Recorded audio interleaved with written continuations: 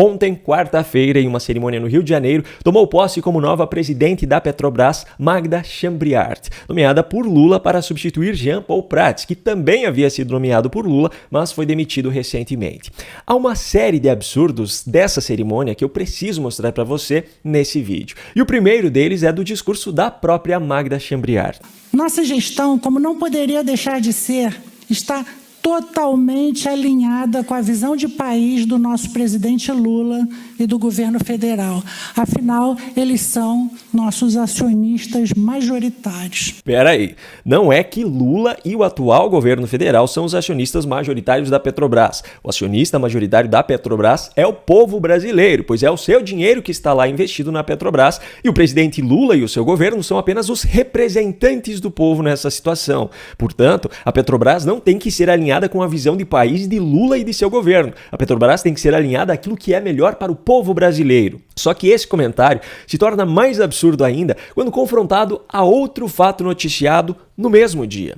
O PT, o partido do presidente Lula, acionou a justiça contra Campos Neto sob acusação de conflito de interesses. O partido pede que o presidente do Banco Central seja proibido de dar entrevistas e fazer manifestações políticas. Olha só que cara de pau. No mesmo dia em que o PT bate de frente com o presidente do Banco Central, culpando-o por manifestações políticas e conflito de interesses, orgulhosamente imposta uma nova presidente para a Petrobras, que de cara já deixa claro que está completamente alinhada à visão do partido. E ainda tem mais.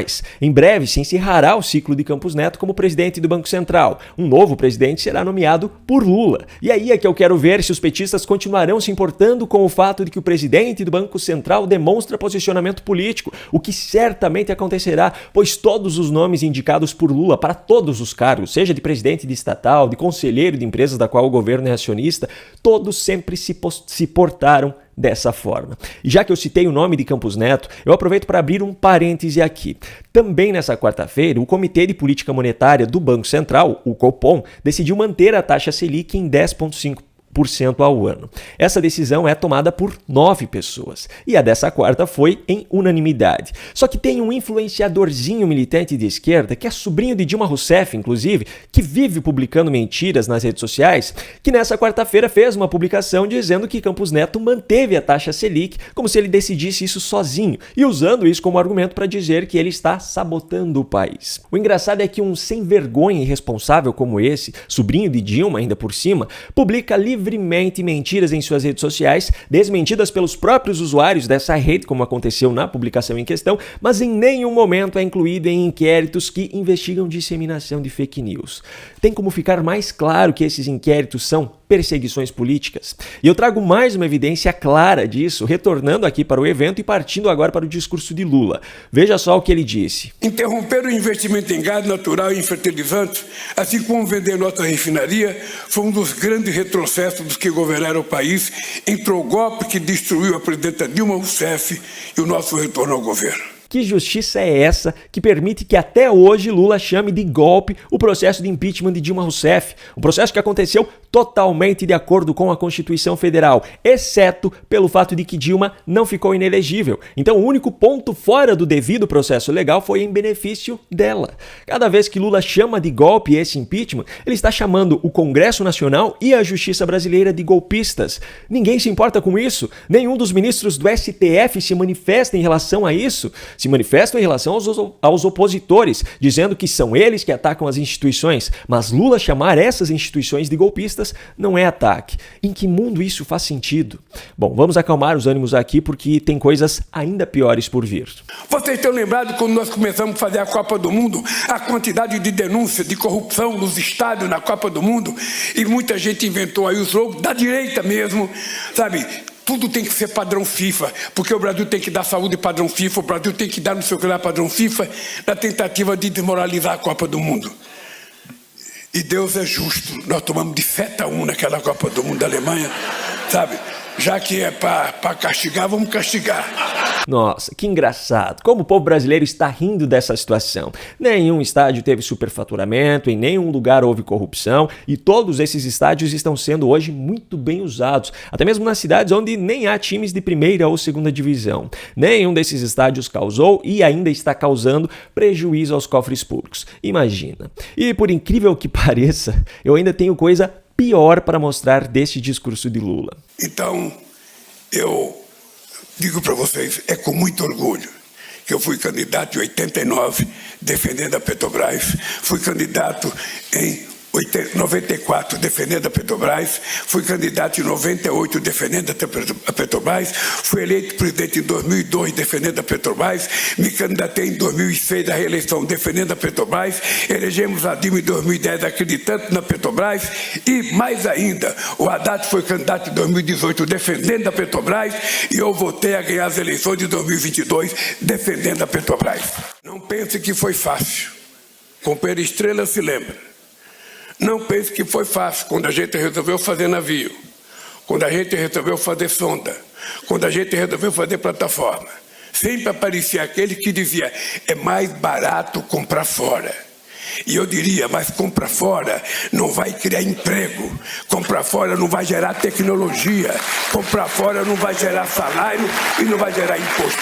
Pois é, comprar fora também não teria criado oportunidades para que notícias como essas saíssem. Escândalo da Petrobras é eleito o segundo maior caso de corrupção do mundo. Lula é o comandante máximo do Petrolão, diz Ministério Público. Tribunal de Contas da União aponta que cartel causou prejuízo de 18 bilhões de reais à Petrobras. Empresa suíça se declara culpada por esquema de corrupção envolvendo Petrobras. Nossa, seu Lula, como o povo brasileiro é grato pelo tanto que o senhor lutou e luta pela Petrobras. Aliás, ficamos mais felizes ainda com essa outra declaração sua no mesmo evento. Ninguém quer que a Petrobras seja uma empresa deficitária, que ela perca dinheiro, não. Eu quero a Petrobras uma empresa lucrativa. Quanto mais lucro, mais investimento e mais imposto vai pagar e mais o Haddad vai ficar feliz com o dinheiro para poder o Tesouro ajudar os prefeitos dos estados.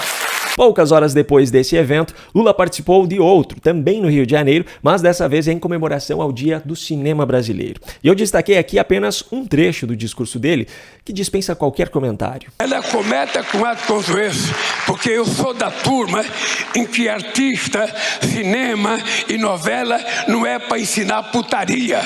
É para ensinar cultura, é para contar história, é para contar narrativas e não para dizer que nós queremos ensinar as crianças a coisa errada, queremos fazer isso com criança, com jeito que não, nós só queremos fazer aquilo que se chama arte. Aproveitando que eu falei anteriormente sobre corrupção, sobre obras superfaturadas e tudo mais, eu separei aqui outra notícia que deixou o povo brasileiro pulando de alegria. Governo Lula propõe desconto de 50% em multas de empreiteiras envolvidas na Lava Jato.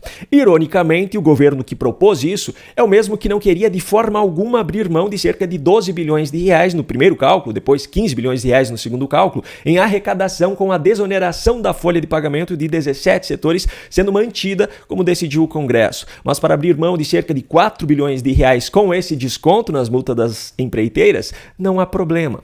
Ironicamente também, o Lula, que tanto diz incluir o pobre no orçamento, é o mesmo que compactua com essa proposta que beneficia milionários e bilionários donos dessas empreiteiras.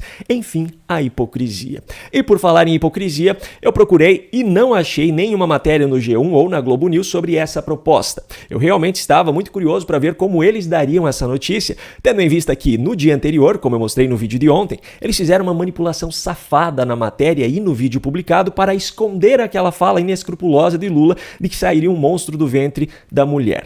Mas não tive a chance, pois aparentemente não falaram nada sobre isso. Em compensação, puxaram o saco do aniversariante Chico Buarque, o dia inteiro.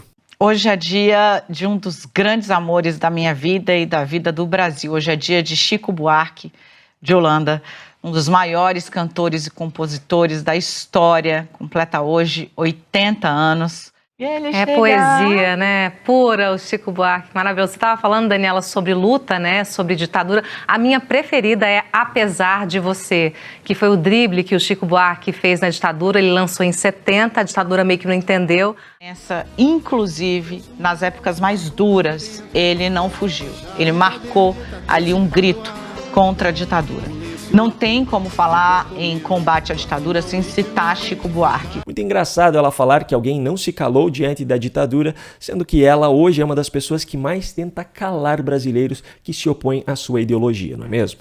Mas continuemos aqui. Por que nós gostamos do Chico? Sim. A primeira razão é a mais óbvia, porque ele é um artesão da palavra, né? E fazer a palavra casar com música não é fácil, apesar dessa coisa intuitiva Uma outra razão pela qual eu acho ele incrível é exatamente porque o clichê é ele dizer que, a gente dizer que ele tem uma voz feminina, ele expressou vozes femininas, né? E a última razão, dentre 38 que eu tenho para apresentar aqui, por que gostar de Chico Buarque, é porque ele é o melhor intérprete dele mesmo. O ídolo e herói desses jornalistas e comentaristas já admitiu em uma entrevista antiga que sua diversão quando adolescente era roubar carros. Você disse que não é de quebrar orelhão, mas você já roubou carro, não roubou? Roubava, mas eu fazia isso. Sabe que tem essa história engraçada? Porque eu lembro de... Nós éramos garotos, assim, até de boa escola, né? Escolas, não éramos marginais, mas a marginalidade sempre atrai o adolescente. Eu não sei se era um pouco a influência, naquele tempo era coisa da juventude transviada, que não existia a droga, não existia. Ninguém fumava maconha, ninguém cheirava cocaína, mas a onda no meu tempo era essa, era roubar carro. Nós passeávamos, roubávamos carros e saímos por aí quebrando o carro, né? Eu lembro do carro... Vândalo brabo. Mas sabe uma coisa, vou chegar lá nisso que você falou. A gente, uma vez, é um grupo, assim, 6, 7, pegamos um carro lá em Itanhaém, em São Paulo, uma Kombi, e saímos disparada pela praia, que lá, aquela areia dura. E a grande bossa era saber sentir o motor e mudar de marcha sem pisar na embreagem. É claro que a gente acabou voltando numa marcha só, o carro esculhambado. Tinha um do grupo mais radical que queria jogar, vamos tocar fogo e jogar no mar. Mas essa tese foi vencida, enfim, deixamos o carro lá. Esse mesmo grupo, eu lembro de um dia, não sei o que, de quebrar coisas, aí queriam jogar pedra no poste. E tinha um rapaz que falou assim, não, coisa pública não. Eu lembro disso até hoje, que na hora, mas que história, como coisa pública não, mas bateu, claro, mas bateu certo. Não sei porquê, um garoto de 14 anos só deve ter ouvido em algum lugar. Mas eu lembro até hoje, mas o cara falando, coisa pública não. E a gente pensou um pouquinho, coisa pública não. Agora, ainda existia, isso foi antes de 64, existia essa coisa pública não. É verdade, por que vai quebrar o poste que é de todo mundo? Agora, a porcaria da Kombi, naquele chato, a gente podia arrebentar. Nossa, que brincadeira saudável, não é mesmo? Um cidadão que trabalhou por décadas para conseguir comprar um carro para sua família tem seu carro roubado porque um bando de playboyzinhos mimados queria se divertir o detonando. A desculpa de que a marginalidade sempre atrai não cola, seu Chico. Ela existia no seu tempo, existia no tempo em que meu pai era adolescente, existia no tempo em que eu era adolescente e existirá quando meu filho for também. Mas para quem tem bom caráter, ela nunca será uma opção. Se você gostou desse vídeo, recomendações de outros aqui do canal aparecerão na sua tela nesse momento. E se você quer receber os novos vídeos publicados por aqui, se inscreva e ative o sininho de notificações. Um grande abraço e até o próximo vídeo.